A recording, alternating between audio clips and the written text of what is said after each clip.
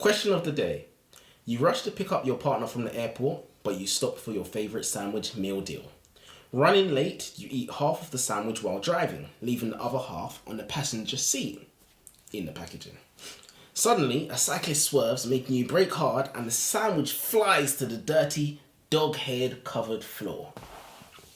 You try to retrieve it while you're driving, but you can't until you're off the motorway. You finally scoop it up and store it near the gear stick to avoid littering. You know, in the little... Your phone is blowing up. Your partner's been waiting for 45 minutes and she is visibly angry when you arrive. She pushes past you to sit down while you struggle with the suitcases, using your foot to force the luggage in. When you get back to the driver's seat, you see her pushing the last bite of the sandwich in her mouth. She asks you, "Why are there crumbs all over the floor?" What do you do? Do you tell her? Nah, you sit on that. You know that. You sit on that. There's nothing you can do. There's nothing you can do. It's done. It's That's done. it. But this is It's an like example of... dishonest. This example You don't of- go, yeah, but if you, This is an example of chaos ensuing. This is an example of when your day just goes to shit alright, out of nowhere. if you tell her, do you think she will blame you? Yeah, of course. Of course. Of course. So whose fault is it? It's nobody's fault. It's no It's fault. one of the things where it's nobody's fault. You don't think it's her fault for biting and eating your sandwich? No one tell her for that. Nobody can tell us to do that. But it's like, you see a sandwich... 100% she's blaming you though. Why you never? 100%. Why don't you tell me? Why Why you let me? Why did you do this? Why you do this? Listen, they love it. They love it. So But is I would have said nothing. Is it not dishonest to not tell her? Of course it's dishonest. Okay, alright. Would you want to know? Huh? Would you want to know? Nah. I wouldn't no want to know either. There's no point. Yeah. I'm just thinking, what good can come of knowing this information? Nothing. What's up? He's like, that sandwich is nice. Where did you get it from? It's different from last time. Okay, alright, cool. So, you don't tell her. But what if, would you go and tell your brethren the story? Oh, probably. What if she were to find out you told your brethren the story and you shouldn't know? So let's say she goes on your phone and she sees, oh, that fucking dirty laughing bitch. faces. But She liked it, didn't she? The laughing emojis. Dirty. So how would she feel at that point? Would she be like, how could you not tell me? You fucking liar. Listen, what else haven't you told me? It's one of them things where you listen. You're damned if you do, you're damned if you don't. You just got to pick what to sit on it, and hope it don't come out. What do you learn from the situation then? You learn Not to leave sandwiches there. Don't eat Tesco meal deal sandwiches. Yeah. Ultra processed food. Ultra processed people. Linked it back. Go you know read it. Well done. 100%. Nice. Okay. But yeah, that's what we learned. Pause this video right now. Go and read Knife by... Salman Rushdie. And when you've read it, you can join us for the discussion. Or you can just watch this video anyway, because we're going to tell you all about it. I'm Elijah. And I'm Joseph, and welcome to the Icha Library. So, I'm still thinking about the sandwich, you know. Yeah, no, that was a good one. It's Yeah, fun. that was the one I thought of off the cuff, because we go on the internet and we look for moral dilemmas and whatnot. Yeah. But this one, it just Yeah, came my to dad's me. always like, "Where's the It just moral came to question?" me You after. can't complain This this one time. came to me after finishing the sandwich that I found at the bottom of my car. But yeah, Salman Rushdie was brutally. Oh yeah, no wait, you read the blurb. I don't have it. I don't have it this time, you know. Oh, do you want to find it quick? Yeah, go for it. Let me Just try see you can and find it find it. first. It's very unprofessional of us. Very unprofessional of us. You. Well, listen, we're not getting paid, so we're not Oh, I've got professional. it. Oh, you got it already? Yeah, I'll go onto Audibles right there. Fair enough. You go on the internet. Yeah, because I don't have Audible on this phone, innit? Oh, okay. So, apparently he's a famous author. You know. Yeah, he's been a famous author. Did you know He's his written- name? I didn't know his name, but I did my research. I looked into it. He's been a I mean, famous even in author. the book, he goes on about his 20-odd books and this. that, Yeah, and but one of the books is what got him in this hot water that he was in. That was literally... Why you missing with the Muslims? Oh, Come yeah, on. come on. You 100%, know 100%. these Everybody things, knows. don't- But I feel like this is one of the reasons why everybody knows. This might be one of the reasons why everybody knows, even though it happened very, very, very No, recently. remember, but Just Sweet the- Charlie. Yeah, no, but I'm That's saying what- the hit order on him came out way before it's Just Sweet Charlie. Oh, you know? yeah, That's no, what I'm because saying. one thing, he didn't make it clear that this Yeah. happened years ago. Yeah, 100%. And then it was only the knife attack that happened semi-recently. Yeah, I yeah, think yeah. the last couple of years or something like that. But it's like, listen, do not... Worst idea ever. Do not This miss is a very, very good book, by the way. It's Very, very good book. Well worth the read. One of the best books. 100%. One of the best well books we've read, written, actually. good content, and just made me feel things as well. Oh yeah, when a book invokes feelings in you, that's when I say it you add it to the greats. And this is one of them scenarios where it's cheating because obviously it's I a was about horror to say story. that. Yeah. You can't write this badly in a way where it doesn't touch. He's got the emotional content, and it's like the book was already sold before. It's funny, yeah, no, wrote it, definitely. it was already sold. You know, there's some stories that you just put it this way. This book is like experiencing what it's like to be brutally stabbed and attacked.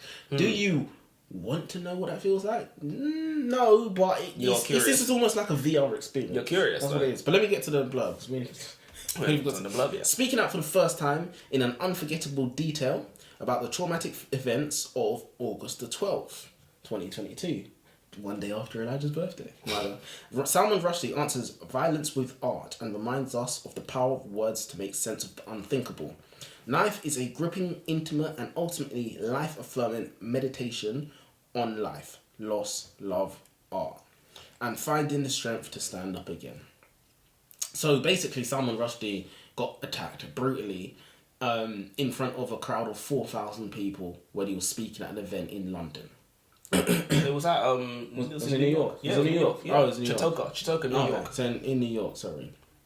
But yeah, my first point: Salman Rushdie was brutally attacked with a knife as soon as he got on stage to talk about how to keep writers safe. Yeah, no, you can't make this shit up. It's Rushdie? Yeah, literally. Insane. When you talk about the dream that he had like 2 days before. Yeah. Oh, so he was having dreams about being attacked and stuff like that. He goes on stage to talk about how to keep writers safe, and he gets nearly murdered. Literally. Basically, the guy runs onto stage 100%. and with a knife and just attacks him. He stabbed him 12 times in 27 seconds. Literally. Pincushion. Yeah. Pincushioned him. Bang, bang, and that is bang, insane. bang, bang, bang. And the thing is, they stabbed even him said, in his eye. They even said stabbed him in his hand, stabbed him in the eye, liver, chest, everywhere. They even said the audience thought it was like a performance kind of thing. Yeah, because it was just so... Exactly, that's just so out of the blue. Yeah. And it's like, when they just saw this guy on the ground bleeding, it was like, oh, let's... And I've even seen the footage from when they're responding. Oh, really? There's footage. There's the a footage documentary. It's supposed to be. They did a little. Yeah. I wanted to watch it. But 100%. I hope and pray that if something like that were to happen in front of me, then I would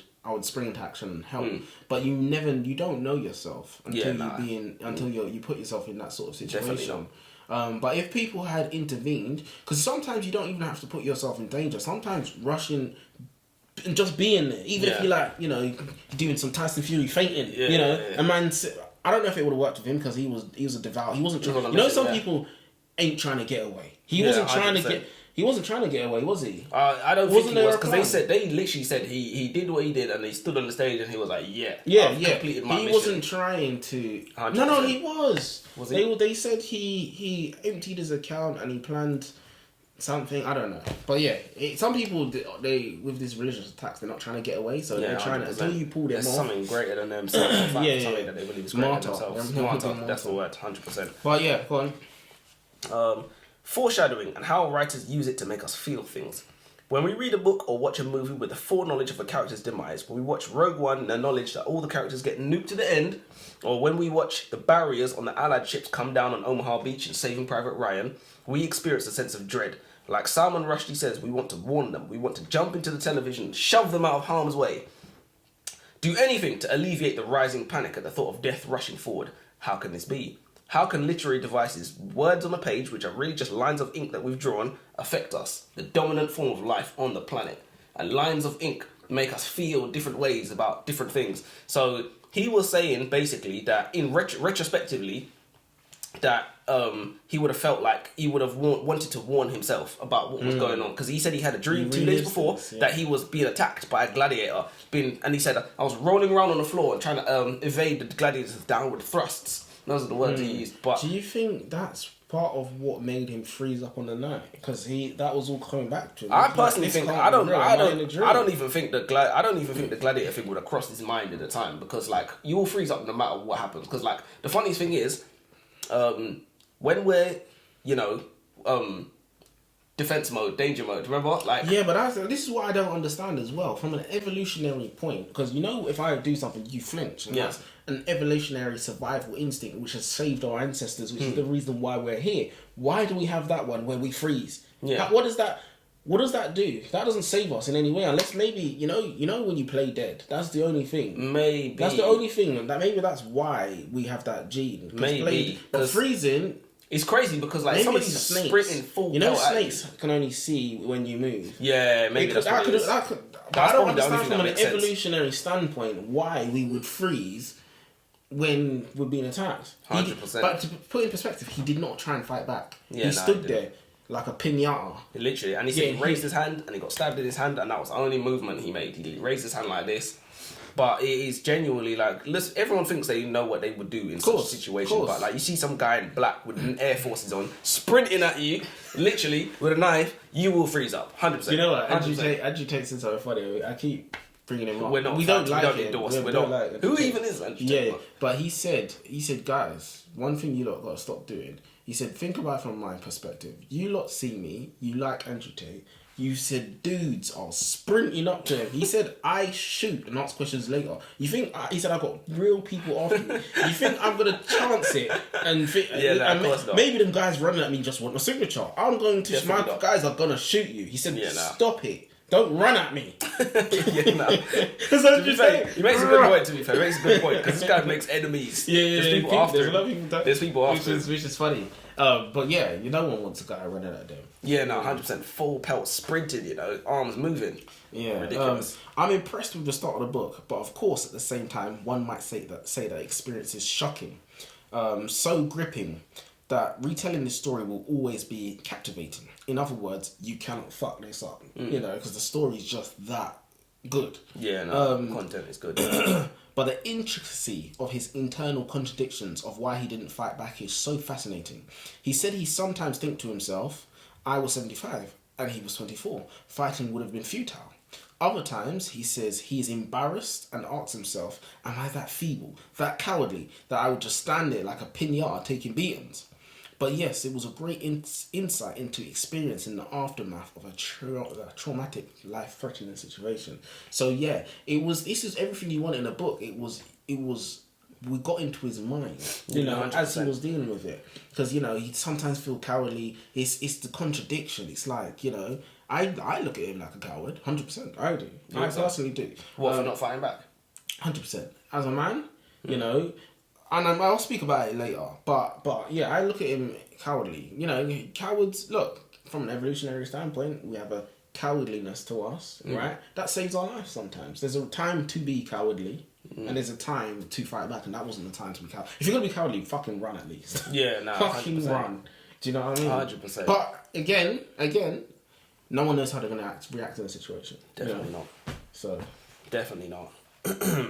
In 1988, Salman Rushdie published his book, The Satanic Verses, the fourth novel of his literary career and inspired by the life of the Prophet Muhammad. As a known atheist, the Satanic Verses was seen as blasphemous and received critical acclaim and also incited threats of violence and death. The book was banned in Iran, and the supreme leader of Iran at the time put out a bounty of the equivalent of $3 million for Rushdie's assassination, which is just south of $8 million today. This guy put out a bounty on him, This wasn't Jabba the Hutt. Yeah, no, this is all in the book. How he put out, it was called a fatwa, what it was called, that he put out on him. Overhead that. Bloody hell. If I'd known about that. Listen, no. The author of the book, The Satanic Verses, and all those involved in its publication who were aware of its content are sentenced to death. This is the bounty he put out. I call on all valiant Muslims to execute them, they who are in opposition of Islam, the Quran, and the Prophet, so that no one else will dare to insult the Muslim sanctities. Inshallah, whoever is killed in this path is a martyr.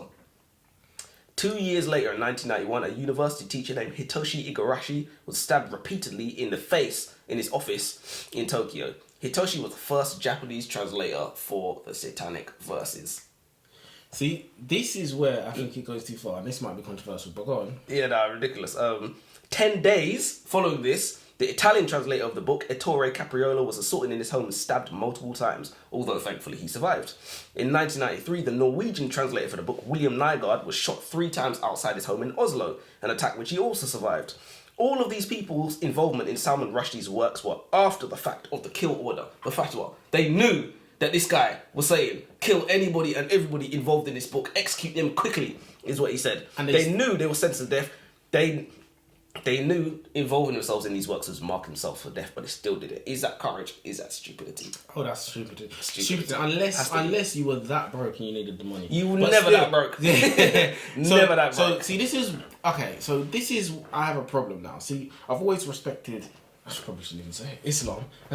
Maybe we shouldn't. We'll cancel it. Maybe we should just pause the video. Self-sabotage. Yeah, we're laughing at these lot, you know, and we're doing the same thing. But you know, look, we were brought up Muslim. We are Muslim, right? So we're qualified to speak about it. But see, I've always respected the Muslim, Islam. I've always respected Islam. Like respect that the fact that they're willing to stand up and act, because you can ask someone, do you believe in God? But if you don't live your life in a way where you believe in God, and these Muslims will stand up and they'll give their life in this world. They're like, this don't mean nothing. 100%. God's up there. This is fake. 100%. You know, and they live their life. So if you go and speak about their religion, they're gonna kill you, and I respect them for that. But the point where I believe it goes too far is when you're killing translators. You know, they didn't write a book. They're simply making the information available to more and it's people. not even a case of they're the only translator in the world. They're just a machine. They're cog in a machine. But they're guilty, cog in a guilty machine. I completely know. I know why they're doing it, but Yeah. I don't agree with it. If you want to kill the author, by all means, or whatnot, right? By all means, the author made a decision. He went and done that. I don't think it still wasn't justified in this scenario, because I haven't read the satanic verses, but it wasn't anything. It wasn't anything offensive. Look, you couldn't get offended at anything. I've read the plot. I haven't read the book. I've read the plot. I understand why Muslims felt, especially the Shia Muslims in Iran. I understand why they felt like it was blasphemous. I feel like there's been worse things that have been put out. Of course there is. So what? Is that where they draw the line then? Are they doing it to draw the line? Well, I personally feel like it was mainly the supreme leader as opposed to the whole faith rising up as one. He is the one that said, and bear in mind, he didn't read the book either. What was it? What reason why do you think that? I just feel like, look, it's a volatile time. I'm talking about the 80s, you know? I'm talking about the 80s, and it's like, the modern world wasn't the modern world as we know it back then. Just sweet Charlie, that didn't happen too long ago. It didn't happen too long ago. And that would mess with the Muslims. Look, there's a reason why you can't really ramp with Islam, because there are people, like Elijah said, there's people who are willing to die to defend their religion. Because they They're really willing to believe. give their lives to defend their religion, 100%, which you can only respect, to be fair. You might think it's disgusting, but I respect it. I genuinely respect it, because they more people need to put their money where their mouth is, so to speak, in this world. Yeah. Genuinely, yeah. That's interesting. $8 million bounty. You put out change on them, you know. Yeah, see, them men are serious. 100%. We don't stand up. The Christians don't stand up for nothing. And guess what? The priests are gay. Oh yeah, 100%. I heard a guy say, he said you could wear a t-shirt that says Jesus is gay in the middle of a Christian country, so-called Christian country, like England. England's a Christian country, church, God, everything. God Save the King is the anthem. So it's a Christian country. You could wear a t-shirt that says Jesus is gay. Nothing will happen to you. If you go to, think of Iran, Iraq, Saudi Arabia, Kuwait, Qatar, you wear a t-shirt that says Prophet Muhammad is gay, they will stone you alive. They will chop your head off. You'll never make it out. Salman Rushdie recounts a story about how he met his wife, which was cute, but to me, I just see it as a red flag. Accident prone, he walked straight into a pane of glass, broke his glasses, cut his nose, bounced off the window and fell onto his ass, and as blood was streaming down his face, he begged himself, don't faint, don't faint. Talk about starting bad. Eliza, his future wife, bear in mind, this was their first encounter, and must have thought, yep, this is the man for me. This is the man for me. This is a weak specimen of man, you know. Don't faint, don't faint. Ridiculous. But yeah, my man bounced off the glass like some harmless fly. If it was me, I'd at least walk through the glass. You know, it stood there smouldering. Literally steaming. Like, who fucking put that there? Can't leave that there. What did Hiccup's dad say? When you hit a wall, you push through it. You know that wasn't Hiccup's dad. That was Haddock from Tintin. Huh? They're just Scottish. Was it not Hiccup's dad? It wasn't Hiccup's dad. It was my man from Tintin. Oh, okay. The ship captain. They're all the same. They sound exactly the same. They're probably voiced by the same person. It might have been. It could be. It's There's only one possible. Scottish man in the world anyway. Here's a good story that sounds like it could be true but isn't, and I was so disappointed to hear that this wasn't true. Sorry. Say the start of that again. But I want to say, why did they put so much emphasis on how he met his wife? And do you think the book was dragged out a bit? I think there was no real plot. Because he started off with, stabbing, I got stabbed here, this is what happened, and then he's like, now I've got to fill the runtime with. I think that's specifically that. So he stretched it out. It was interesting. Yeah. But I don't know if it was necessary. But he didn't want to write an hour book, I guess. Or he wanted to fill it out. Yeah, no, 100%. And it's like, you got to understand, like, the things with him in rehab, things with him in the hospital, his wife was like a big part of these books. He kind of really give us a bit of background to like his wife. And I was like, listen, it's a true story, allow him. But here's a good story that sounds like it could be true but isn't, and I was very disappointed by how this wasn't true. When Neil Armstrong put his foot on the moon, he said, "Good luck, Mr. Gorski," a nod to when he was a boy, his neighbour, Mr. Gorski, could be heard asking his wife for a blowjob. And she said, "When the boy next door goes to the moon, that's when you'll get what you want." And I said, that is the best story I've ever heard, but it's not true. It's not true. It could be true. There's no chance that could possibly be true. Imagine as Neil Armstrong, you go for your whole life, put your foot on the moon. He's done all of that just to get his name. Mr. Gorski, listen, real bad, man. After definitely, but now if there's one story I wish was true. What's that got to do with what we're doing? I'm confused. Because that's what he said in the book. Oh, that was because he was talking about the moon. I think it was like the 2 days before he went to Chautauqua, which is where he was assaulted. He was at home, I think it was. And he went out and he looked at the moon and he said, "This is the way my brain works." He said it's associative. Like he was talking about the moon and he was talking about like ancient Greek gods or whatever. And he said, "Why is the mission to go to the moon called Apollo? And Apollo is the god of the sun," things like that. And he was just asking a bunch of questions, things like that. So, and then he had a story about Neil Armstrong, which I thought was a cool story. Oh, okay. This story is another testament. Wait, no, I've gone too far. So multiple times I've had to cringe and pause this book as he's discussed his injuries. He said, as the nurse removed the eye patch, his eye hangs down off the side of his face, held there by tendons. His eye looked like a bulge of discolored, soft-boiled egg. Yuck. But that's what you want from a story. Gore. And this does not include the scene of where he had to have his eyelid sewn shut. And he asked the doctor, "I thought you were going to give me anaesthetic." She said the anaesthetic is in the needle that they're going to use to sew it. He said it's an anaesthetic needle. What the fuck? That don't mean nothing. And I'm at least going to get one then. I'm at least going to get one real one. For the anaesthetic, yeah, you'd think. I'd at least get one real one, minimum. What, in your eye? Yeah, that's... I've had stitches before, Joseph. You know I had stitches before, right? And it is not great. So basically, what happened, I had to have my hands stitched up. And it's a funny story, actually. Doesn't sound funny. No. It's not. No, it's not funny. But basically, I went out on my birthday, which is August the 11th, the day before. Salman Rushdie got attacked. And I don't know what happened. I got super drunk and I have no idea how it happened. Blackout drunk, I have no idea how I sliced my hands. But I sliced my hands badly to the point where I needed them to be stitched off. My fingers were hanging off.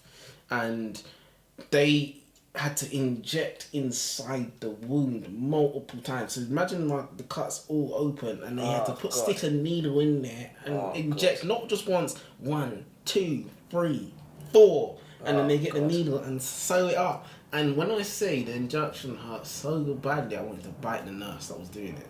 My mind just said, bite her. Oh, God. But yeah, stitches. So I can't imagine getting your eyelids sewn shut. That's just crazy. Insanity. And you know, he never felt no anger towards the man. I mean, he calls him the A. Yeah, the A. for arsehole. I thought soon for assassin. Or like... I don't know. I see for arsehole. That's what I assume. Most actually I see this. This is why it's good to have these conversations. Yeah, I know, right? 100%. Because our minds are calibrated in certain ways. So definitely. I thought it was assassin. Arsehole. That's what I was. So, but he doesn't seem to be angry at the guy. It's almost like he pities him. You know, he's thrown his life away for what? For nothing. And he failed. Literally for nothing. The Ghost in the Machine. This is arguably the chief of all things philosophy. All questions, and it is no easier to answer when pondering the nature of humanity than it is when one is laid up in bed with a lady that one has gone home from the club with. What are we? What are we? Are we what we see? Are we our own meat and flesh and skin and bone? When I cut my fingernails, am I less me after? if I'm in a shark attack and I lose all my limbs, that's 54% of me, but I'm still me. So then we must be something else, something that I can't detect. The ghost in the machine, the voice inside the vehicle. And genuinely, I feel like we're going to have to pick a book where it deals with the philosophy of what the human is. But what information is there that we don't have already? What new information is there? You see what you're talking about? In our next book, I've got a quote. Not a quote, I've got something just talking about exactly what you're talking about. That is crazy. But yeah, it's a lot to think about. It is a lot to think about. It's a lot. And it's like, it's complicated as well. People don't understand. It's very, very complex, and it's just deep to think about as well. And it's like, what are we actually? Because we cannot be the vehicle itself. Because like you lose pieces of vehicle and you're still here. Yeah, you know? exactly that. And then I don't know. Oh, that was conclusive. Yeah, I know, right? Philosophers, it's their job. Philosophers, it's their job to ask questions that nobody has the answers to, and then just be like, well, that's one to think about. It's their whole job. This story is another testament to how resilient the human body is, how the will to live is innate and very strong. He was on death's door, multiple stab wounds all over his body, including his face and neck. He lost an eye, and 2 weeks later, he was on his feet, out and about, looking after himself with the help of his wife. It's also pertinent to mention that it was the mental wound, the trauma, if you will, that is what takes a lifetime to heal, which is definitely it's interesting. Definitely, because like after that, you're not going to be the same after that. Clearly, not just physically, but like mentally, you're not going to be the same after that. We're not talking about just the PTSD, just the nightmares. We're talking about the way you behave around people. Like people moving, sudden close moves to you is going to trigger certain things. And it's like that genuinely you may not ever actually be the same again, ever. Because, like they said, 12 stab wounds in 27 seconds. 27 seconds, his life was never again the same. Like we said, humans are very, very resilient, but at the same time, very, very fragile. Yeah. So yeah, that the mental aspect of it, even the surgery, the rehabilitation, like you said, getting your eyelids sewn shut, you're not going to be the same person after that. Insane, man. It just makes it weird that he wasn't more angry at the A, you know, given all of this. Well, I don't know. I mean, when you're 75 years old, you don't think you got much longer left anyway. If it's going to happen, I want it to happen at 75. That's very true, to be fair. That is very true. You know, don't do it now when I'm a young man. Yeah, and I've got stuff to live for. Who wants a one-eyed man? Yeah, nah, come on. You got to be... How much money I would have to still get bitches with one eye? More than I got. No idea.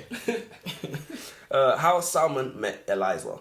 When Salman met his wife Eliza, he had a bit of a blunder moment. He walked straight into a glass door and falls flat on the ground. As somebody that has actually done this before, I've walked into a glass door before. Well, to be fair, I ran into a glass door. There was like sports that were being had, and the glass was not where I thought it was. It's not the same situation, but as someone who's done it before, my advice to you is don't do it. And definitely don't do it in front of a woman. And you know what? That's why he kept giving us advice like that in the book. Nah. Like, oh, if your balls have never this, that, and the other, or if you you never had no needle put up your dick. Don't do it. Literally just do everything possible to avoid it. He was giving us these pieces of advice we didn't need. Which is like, is it really advice? Is it was really advice? He was kind of trying to make light of it. 100%. Yeah. With Salman and Eliza, however, it ended up working in his favour. Salman later alluded the contact with the sliding door to the thunderbolt of love striking him. While getting into the cab on the way home, Eliza gets in with him to make sure he gets home okay. Salman was thinking, result, I should have done this years ago. This is all it took. While they talk, however, Eliza says, we can be friends. And here's why to give my boy Salman some respect. He looked at her with contempt and he said, I've got enough friends. And I said, that is the coldest thing. No, it's a bar. Dropped a bar on it. He did say, in actual fact, he said, I've got enough friends. This is something else. Yeah, he said, this is something else. What? But I said, listen, he literally put it on her. When you're 75 years old, you see Uncle Percy? Yeah. Man, drop holy per. Listen, he said, I've got enough friends. You want to be friends? Go on over this side. You never come here late at night. Literally. Now drop your jaws. That's basically what he said. That's the funniest thing. It's basically what he said. He let her know this is what it is. You know that's a word in Jamaican. The amount of cringing and pausing and cringing I'm doing for this book is unreal. It's genuinely difficult to get through. I do believe that the book has been drawn out to be longer than what is necessary, but it is still a fantastic book. It's weird though, because I would recommend this book for anyone who wants to, any sadistic person. Oh, you think your life's shit, do you? Yeah, you know, you're depressed. You think your life's shit. This definitely puts some perspective. Yeah, no, it definitely does, but it's still not the same. It's still not like a book you can recommend for anybody. Do you get what I mean? Yeah, no, it's not like not. go read this. You know, it's good though. If you're going off, you know, it was much better than I thought it was. I don't know what I thought of it. But, I don't know what I thought either. I thought, should I read this book? Should I not? But yeah, no, it's definitely a very, very, very, very good book. This is one of the times I actually didn't read The Blood before I started reading it, and then I read The Blood. You don't need The Blood. It's rubbish though. It wasn't really much, but I just had zero clue what anything about it. Because it's one character more or less. You know, he's taking through his own experience. You know what's funny? He kind of, the way he wrote it, it was kind of like he wanted the knife to be a character. You know, because like he was writing it like. Remember when he said the knife was like super personal, and he said get stabbed with a knife? It's like the knife is talking to you. Where it's like, I'm right here. Here, take that. Take another one. That's what he was talking about. And I was like, that's just such a interesting way of writing. I've never thought about that. I'd never thought being stabbed is like that, you know? But it makes total sense. Like, what did the Joker say in Dark Knight? He said knives are more powerful. He prefers knives to guns because he said guns are too quick. You can't savor all the little emotions. Obviously, he's a maniac. But these are the same thing. It's the same thing being said. Knives are like intimate things. You got to be right up close next to somebody. You got to put metal in their gut to kill them. You know, and it's like anyone can pull a trigger from over X amount of distance, but you literally have to be in front of someone's face. And 100%. People can't even like cut up a chicken. Yeah, 100%. 100%. Why do? Let me go twice then, because I've got 3, 4 more. Let me go twice. I'll go twice. Why do women think they can threaten you on behalf of their friends? Seriously, surely they all do this. Oh yeah. Surely they. No. Do you know what? I remember reading that bit. I know exactly what bit what you're talking about. Basically, I think he meets the second meeting on his wife, where he meets his wife's friend, and the wife goes to the toilet, and the friend says, "Oh, you better take care of her," sort of thing. And I would probably say something that's not helpful to the situation, that's going to make the friend not like me for the rest of the life. Something inflammatory. But I'd probably say, do you think that was going to make me treat her nicely? Do you think you saying that I wasn't going to treat her good before, but now you've said that, some old woman that can't do anything to me, I'm now threatened. I feel threatened, now I'm going to treat her with some respect, even though I wasn't going to before. It's ridiculous. I think they say it for themselves. Eliza's friend Aisha waits for Eliza to leave the room. Don't you think that was weird? Very seriously. Eliza, you got Aisha, I got Elijah, you got Aisha, you got 11 from August. I better watch out. I was about to say, this might be the foreshadow we was talking about. Right by the window to cover them up.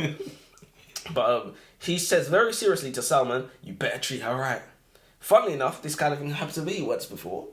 There was a girl I used to know, and her friend in the same kind of way said, make sure you're good to her. I'm not a guy that likes to throw gasoline on the fire without cause, but if I were, I would have said, or what? You're going to make a group chat about me? Like, what are you going to do? What are you going to do? Even if I was going to do that, what would you do? You would make a group chat about me, you call me a dickhead. Or what? I was in a similar situation a few years ago. A girl I knew, and it turned out her friends were yapping in her ear about me. Some nonsense stuff ended up going down that I was unfairly blamed for. Actually, wasn't my fault. And then I hear the friend saying, why should we trust you again? I was like, we? I said, we, I don't speak French. Listen, trust is like venom, bro. I said, nah, not we. I said, we? Nah, it's not, no chance. But why do women think they can threaten you? They do it for themselves. I'm convinced they do it for themselves. They want to feel like they're being a good friend, yada yada. Yeah. I suppose there's nothing wrong with it, but I think it's better you tell your friend to make sure he treats you properly. Yeah. It's probably more effective, and you need to, if your friend doesn't know already, give her some red flag tips, stuff like that, rather than saying, you better, because realistically, the whole point of threatening someone is that they know that if they do B or A, then this is going to happen. But if you're getting threatened by a friend, like, what is the friend going to really do to you? Do you get what I'm saying? So it is completely pointless. Yeah, let me go again. The cruelty of the coin toss and the butterfly effect. Have you ever seen the location of a lost possession in a dream and then found it there in real life? 2 days before Salman Rushdie was attacked on stage at the Chautauqua Institution in New York and stabbed 12 times in 27 seconds, he had a dream/nightmare about being hunted by a spear-wielding gladiator in an ancient Roman amphitheatre. The astronomical coincidence boggles belief, and yet there is an entire field of study dedicated to the investigation of paranormal psychological phenomena, or parapsychology. According to Rushdie, he did not wish to make the journey to Chautauqua and acquiesced primarily due to his necessity of the money he was being offered. He was only there because he needed the money. Had the check he was being offered been a smaller one, or had he made a few extra $100 that month, had the coin landed up heads instead of tails, his life may well have not been forever changed. Despite the life-altering trauma of being aggravatedly attacked in that manner, one wonders whether Rushdie could have been said to have made a full and entire recovery if not for the devastating loss of his eye. Eyes and vision are just one of the many miracles we take for granted every single day. The privilege to perceive the world around us, and arguably the most important sense we have. When Rushdie woke up in hospital, he described his eye as hanging down his face like a soft-boiled egg, and that the loss of his eye upsets him every single day in new ways. Like he said, you got to learn to turn your head to see, things on that side, because now you're blind on that side, Yeah, and it's like there's things you can't do that you could do before. Like you can't multitask. Maybe you want to watch TV and work on there's loads of things you can't do anymore. Oh, yeah. Oh, it's ridiculous. Remember in Avengers where they was like, how does Nick Fury see these screens? It's like, he turns. And Iron Man was like, well, that's exhausting. And it's just like, your whole life is different now. Your whole life is different. Would you have a preference? Oh, come on. Well, it doesn't matter. Doesn't matter, Take them both. It's ridiculous. It is ridiculous. It is ridiculous. But that is one of the cruelest things that can happen to a person. Yeah, no, yeah. And it's funny because there's people that's blind, who were born blind. They're like, what are you on about? Shut up. No, that's great. They're laughing, yeah, them pictures of Stevie Wonder, Ray Charles, grinning. Listen, life's good. I said I might be blind, but at least I'm not black. Oh yeah, that was a joke. That was the one. That was a joke. I like to look at life from a positive perspective. You? Huh? You? Yeah, I do. I know. For some reason, my family all think I'm negative. I don't understand why. I don't think you're cynical. I think you're probably. I think you're a cynic masquerade as a realist who is secretly an optimist. So I like to look at life from a positive. Not many people can say that their wife or their woman will stick by them if they have a life-altering injury, like losing an eye. That ain't no little injury, Oh, definitely not. You can't walk that shit off. so you put it this way. Tough times shows you who your real friends and family are. Definitely. And, for your woman to stay around you when you've lost your... Because I know if my woman lost her eye or lost her hand, Magan. No, but for real... Kevin Hart even said that. He said, if you're, on the beach with your woman or whatever, if you're in the ocean, he said there's a shark attack and the shark bites her shoulder off. She's got no shoulder no more. He said, who could honestly say that they actually Do you know what I mean? Do you know what I mean? No shoulder. Yeah. Do you know what I mean? Like, who wants a woman that can only teach your child to count to 5? Yeah, nah. She ain't got the other side. Do you know what I mean? Look, nobody. It's everyone wants to say, I was 100% stay. But the point is, we're making joke. But the point is, his wife stayed with him, looked after him. Didn't complain. Oh, why aren't you doing the dishes? Take the rubbish out. Do you know what I mean? Though she's she's ride or die, and that's a positive from the situation. There's not many positives, but that is one. That's 100%. He definitely found out who his wife was, and he won as well. He won the lottery in terms of his wife, because, like we said, there's not many people that when confronted with the decision, what you do is often a lot different than what you said you would have done or what you might have said you would do. To be fair, especially because these things don't come out of. They come out of the blue, One more. Alright, let me go. Why don't you zoom in? You see how small your flipping thing is? Let me see. Bloody hell, Joseph. Why don't you just zoom in? Look at mine. Nah, this is Google Docs, isn't it? You can't zoom in. You can zoom in, but it's like it zooms in like that. Turn it that way. Nah, I don't do that. I'm gonna use Elijah's favourite word here. I'm gonna use your favourite word. I was supposed to have a side made up, but I didn't because I was asleep. Indoctrination. It's Elijah's favourite word. He loves it. You're right. We need a button to compress it. Alarm goes off behind that. We actually need to get one. We need to get one. We caught Salman Rushdie trying to tell us what to think. We caught him in 4K. So Rushdie says that despite his traumatic ordeal at the end of a knife, he came to the conclusion that knives are morally neutral, no more good nor evil than he who wields it. Whoa, he says, catching himself. Is that not the same thing as guns don't kill people, people kill people? And he was like horrified at himself because he was like, I'm justifying the same things I've probably been, arguing against. Rushdie ends up rationalising that knives and guns are different because knives have non-violent applications, whereas guns have one purpose, to take animal life or human life, which I don't know if that's totally true. First of all, the axiom is that violence, murder, and mass killings existed amongst humans for centuries before the first field cannon was used, which is apparently against the Mongol horde, by the way. Secondly, Rushdie says that you couldn't cut a cake with a Glock, or cook with an AR-15, or open a bottle of beer with James Bond's favourite Walther PPK. Even the phrasing of these statements, while technically true, are disingenuous, as is the use of the term gun instead of the more accurate noun, explosives.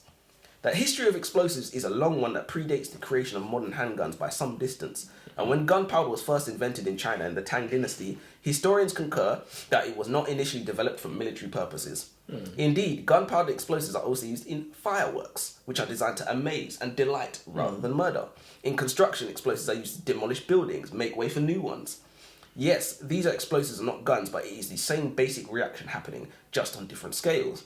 It is far more accurate to say that bullets kill people than it is to say that guns kill people. For a gun without bullets, without the ammunition required to harm even a fly, can still serve a purpose as a non-lethal deterrent. How many people have been dissuaded from robbing a shop because the security guard has a taser on his hip that he probably never had to use or never gotten to use? He probably wants to use it.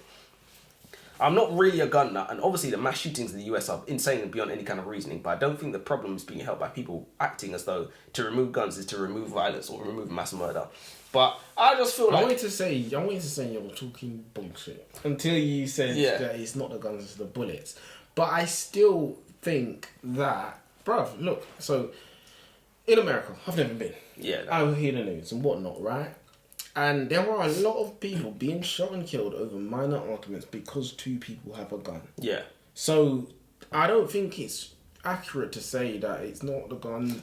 I'm not saying it's not. There's hundreds of people killed on a weekly basis simply just because you have a gun. People get, I'm defending myself. Oh, I'm defending myself. Yeah. You put the gun down, bang. It's what happens. Yeah, no, 100%. But we don't have that over here because we just got our fists and people are cowards and they run away. They talk, hold me back. That's what they do over here.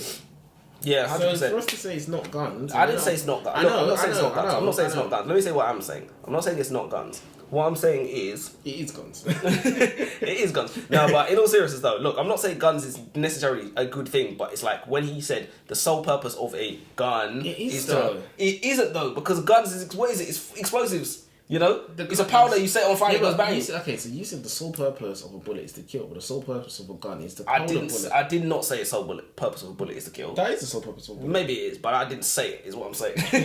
I didn't say do you it. agree? I said it's far more accurate to say bullets actually kill people. And I've heard even people say bullets don't kill people. He said blood loss kills them. You know? But it's not blood loss. It's or whatever it is, brain. shock or whatnot. No, it's not blood loss. It's your brain. He said your brain not receiving oxygen. He said you commit suicide. I didn't kill you. So look, all I'm saying is I feel like it was indoctrination to purport the information in that way that he said, guns, the sole purpose of guns is to kill people or to harm human life or animal life. And even when I said guns can be a non-lethal deterrent, guns can have an effect without you ever even drawing it or pointing at somebody or pulling the trigger. Definitely. So to say it only really has murderous applications, it doesn't technically, and obviously gunpowder, which is the active ingredient in, shooting, fireworks, construction, I disagree. Of course you disagree. You are wrong. I agree with you to a certain point. I think you might be arguing semantics. Look, what do we do? But is there anything wrong with arguing semantics? That's what I was about to say. That if he's trying to be accurate, he clearly wasn't accurate enough. Yeah, no. You have, been more accurate than him. You've kind of honed in on what he was actually doing. And it was because he was like, you can't, cut a cake with a Glock, and I was like, but you can, it's kind of like, of course not. Do you know what I mean? It was inflammatory. Yeah, it was inflammatory. He's asking inflammatory questions. Word. That's my favourite word. I'm gonna go with my last one. Alright, go on. So, as I said before, I do think Salman Rushdie was a pinata. I think he was a weak specimen of a man. And as a man, you should be able to defend yourself. You should be proficient in hand-to-hand combat. I don't care if you're 17 or 75. He specifically said he didn't fight back. He froze because he had no experience in violence. Especially if you said some inflammatory things about Islam, them man can't take a joke, So you should, as a man, be in a position where you can at least throw a punch. You know how much difference it could have made if he could just block, swing. Literally. That could have made all the difference in the world. If you stay ready, you don't have to get ready. Yeah. all the difference in the world. I mean, think about it. He could be on the road with his family and whatnot. Come on. There's no excuse in this day and age for you to not know how to block a punch and throw a punch at the very least. Dodge, something. He even ran. But this is the thing. He said he froze up because he's not experienced in violence. Get to know, bro. Get to know. I guess that is what goes back to what he's talking about. Why do we freeze in that situation? So I guess people haven't put themselves in, You need to know. fight or flight. You need to know what your fight or flight is there. Do you know what I mean? He literally said fight or flight. He did neither. So, is the pen mightier than the sword? Or in this case, the knife?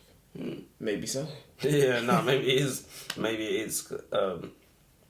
You must take free speech for granted. If you are afraid of the consequences of what you say, then you are not free, says Salman Rushdie. To that I say, where is that written? Where is it written that you are not free if you are afraid? Fear is an evolutionary tool for responding to danger, not necessarily an enemy to be conquered. The danger itself, however, is very real, and I don't see any reason that acknowledging this danger and acting accordingly should make one not free. Is it not arrogant to ignore this danger in the name of feeling free? Because, it's like being free and feeling free are two very, very different things. I think that's more indoctrination than what you said before.